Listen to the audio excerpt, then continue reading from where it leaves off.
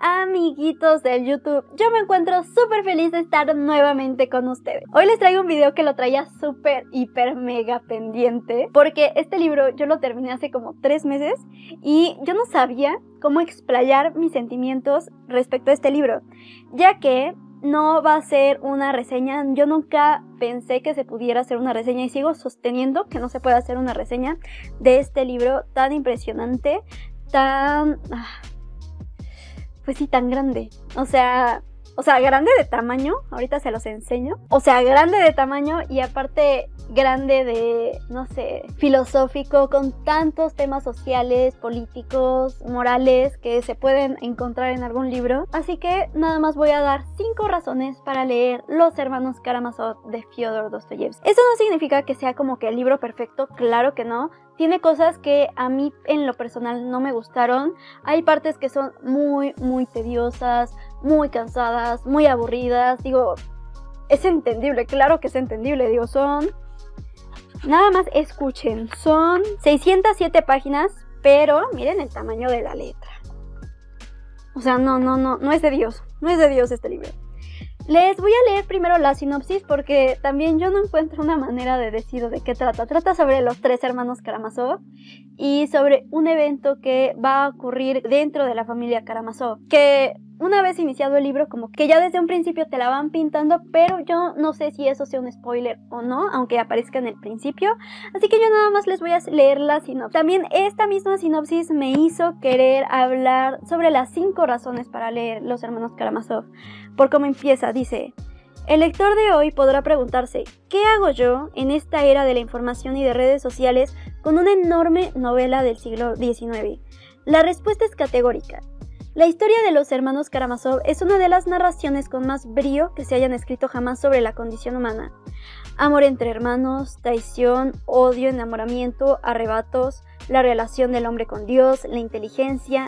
¿Es la historia de nuestras ciudades un verdadero camino para el ascenso de nuestros pueblos?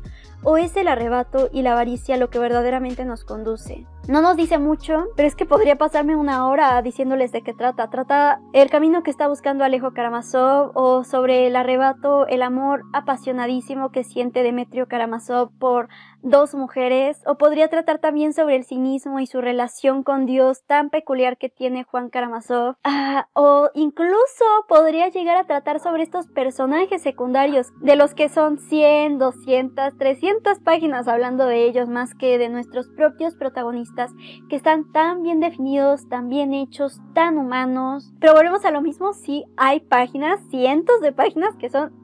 O sea, porque yo a veces leía en la noche y no podía. Y por más que leía, no se acababa el libro, no se acababa. O sea, yo me puedo leer libros de 115, 200 páginas en una tarde, y este libro me duró 1 mes. Nada más estuve leyendo 1 mes entero Los Hermanos Karamazov.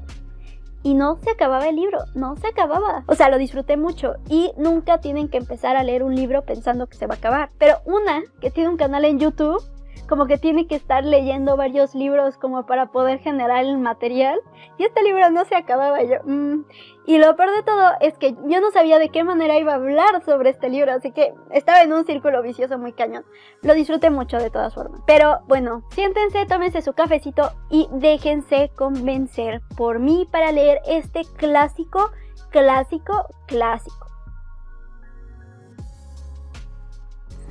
Primero que nada quiero dar un poco de contexto sobre Fyodor Dostoyevsky, ya que este hombre fue un personajazo en vida también, de tragedia, sin lugar a dudas. Se le muere la mamá cuando era muy chiquita y no se llevaba bien con su papá lo maltrataba, se le muere su papá. Esto genera muchas crisis emocionales en él porque él llegó a desear la muerte de su papá y pues llegan, lo matan de una forma bastante violenta y sádica y le genera muchas crisis morales a Fyodor Dostoyevsky. No solamente eso, se le muere su primera esposa y se le muere su primera hija. Así que pues pobre hombre, ¿no? Aparte de esto, fue encarcelado y juzgado, sentenciado a muerte por pertenecer al Partido Liberal. Pocos días antes de su ejecución lo liberan. Pertenecerá al ejército después y después conocerá a su segunda esposa, con la que finalmente se casará mientras escribe El Jugador. Nace el 11 de noviembre de 1821 en Moscú. Fue un famosísimo escritor en vida, solamente que de forma intermitente, como que publicaba 2 libros que eran súper famosísimos y después publicaba uno que no solamente no era querido, sino que también terminaría siendo odiado por las masas, pero después sacaría otro libro que sí terminaría siendo amado. Justo en el momento en el que saca Crimen y Castigo ya es cuando se cimienta como uno de los verdaderos escritores aclamados por todo el mundo. Sin embargo, él siempre expresó que su mejor libro, su obra maestra, su obra cumbre fue Los Hermanos Karamazov. Figuras famosas como Nietzsche o incluso el mismísimo Sigmund Freud alabaron a más no poder sus novelas, y en específico la primera razón es porque es un clásico entre clásicos. Sé que hay muchas personas que eso es lo primero que les espanta, pero no hay que satanizar los clásicos. Son clásicos por algo. Imagínense que esta novela ha sido preservada más de 100 años por algo. Por algo tiene que ser, por algo tantas personas se han esforzado en preservar estas historias, estas novelas. Y no es uno de esos clásicos como que medio conoce una persona y medio conoce otra, como no sé, La Casa de la Alegría de Edith Wharton o El Profesor ¿de quién es? De Charlotte Bronte. Sí, creo que es Charlotte Bronte la que escribe El Profesor. Pero pues ven, es a lo que yo quiero expresarme. Todos han oído hablar de Fyodor Dostoyevsky y tal vez su obra más conocida, más popular es Crimen y Castigo, pero esta es su obra cumbre. La segunda razón para leer esta novelota es su perspectiva de la moral. Tanto la moral humana como la relación con Dios y la pureza que todos estos hombres están buscando en este momento respecto a su relación con Dios. Me acuerdo que hay una escena bastante interesante que habla sobre una de las mejores personas que tuvo el pueblo en donde se desarrolla toda esta novela y fallece. De hecho, él era padre. Bueno, no era padre, era... Bueno, que era un padre bastante querido, bastante homenajeado. Todos juraban que iba a ser santo en algún momento. Y obviamente como por la naturaleza humana, pues su cuerpo entra en putrefacción después de morir. Y entonces en ese momento todos dicen, es que entonces no es un santo, es que entonces no tiene la gracia de Dios, es que esto, es que aquello. Y es muy interesante poder situar en cierta época o saber qué pensaban en esta época de estas cosas. Y aparte, como su discípulo Alejo, que es prácticamente nuestro héroe dentro de los hermanos Karamazov, procesa toda esta información. Él se había metido como sacerdote, pero precisamente este padre que fallece le dice que no, que ese no es su lugar, que él tiene que ir al mundo. Él está en busca de su propio camino, en busca de dónde va a pertenecer realmente. Y eso es bastante interesante. Y obviamente aquí entra la tercera razón. La historia, no solamente como que la historia como tal de literal la historia del libro, sino todo el contexto histórico que nosotros podemos sacar de esto. O sea, son 600 y tantas páginas de realismo. Claro que nos vamos a aprender al derecho y al revés esta época de Rusia, júrenlo. Y aparte de todo esto, ya la historia de la novela sí está muy padre. Es un thriller. Todo gira en torno a una que están a punto de cometer alguno de estos 3 hermanos hacia su padre. Nos lo van como que insinuando y nos lo van insinuando y nos lo van insinuando, y nosotros sabemos que va a pasar. Sabemos que va a llegar un momento en el que este hecho tan impactante va a pasar y te puedes quedar pegadas horas leyendo para encontrar el momento exacto en el que pasa, para saber cómo se van a enfrentar a esto emocional, moral y socialmente. Después de todo sigue siendo un thriller y todos los thrillers nos tienen que tener pegada al libro, o sea... es un thriller. La cuarta razón es porque Fyodor Dostoyevsky junto con Lev Tolstoy son los mayores exponentes del realismo.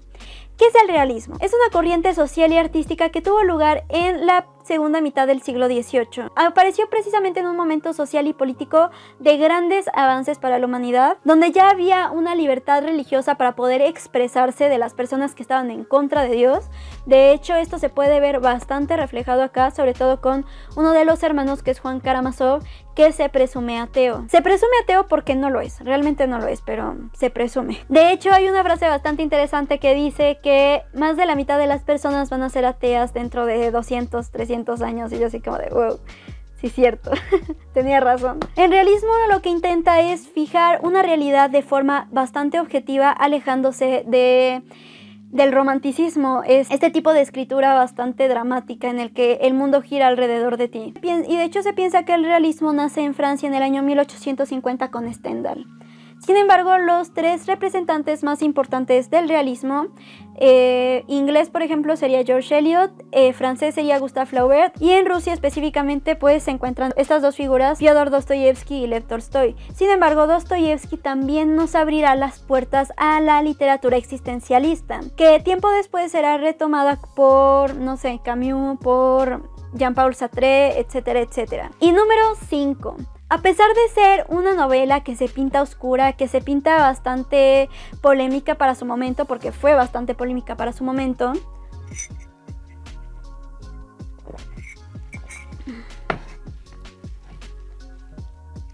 es un alimento para el alma. O para la mente, como ustedes lo quieran ver, dependiendo de sus creencias, ideologías, etcétera, etcétera. Habla tan bonito de la vida, de la existencia, del amor, de tú con el mundo y el mundo contigo, de las personas generosas, que todavía en estas épocas de mucha avaricia, de mucho dolor, de mucho sufrimiento, va a haber almas buenas, va a haber la luz en la oscuridad todo el tiempo, que hasta la mujer más maldita puede llegar a cambiar por amor, que hasta la mujer más buena tiene sus toques de maldad, pero que puede llegar a hacer un cambio a las personas, que de alguna forma mantener la esperanza tal vez no sea del todo malo, y que un libro de realismo te hable así de bonito de la vida ya es bastante interesante, porque siempre que lees realismo terminas medio depre. Muy pocos escritores han conseguido hacer esto, entre ellos por ejemplo está George Eliot de Middlemarch, que también voy a hacer reseña pronto, y también obviamente Fyodor Dostoyevsky. Amas vivir cuando lees estos libros, te vuelves a enamorar de la vida, te vuelves a enamorar de que estás vivo, de que puedes experimentar cientos de cosas, de que hay una naturaleza fuera de estas paredes hermosa, y te llena de ilusión también. Así que es un libro bastante positivo, incluso dentro de los temas que llega a tocar, que son muy, muy feos. Estas son las 5 razones para leer Los Hermanos Karamazov. Espero haberlos podido convencer, pero si no les gusta, pero si se aburren, pues yo también les avisé que es algo bastante difícil de leer. Tiene muchos diálogos, muchas reflexiones, pues los nombres tampoco son bastante fáciles. Una que es de habla hispana, también va a tener algún problemilla por ahí, pero es un libro del que me encuentro bastante orgullosa por haber leído, y es un libro que no se me va a olvidar nunca. Coméntenme si ustedes han leído Los Hermanos Karamazov o alguna otra obra de Fyodor Dostoyevsky. Y recuerden, leer es resistir, Benito Taibo.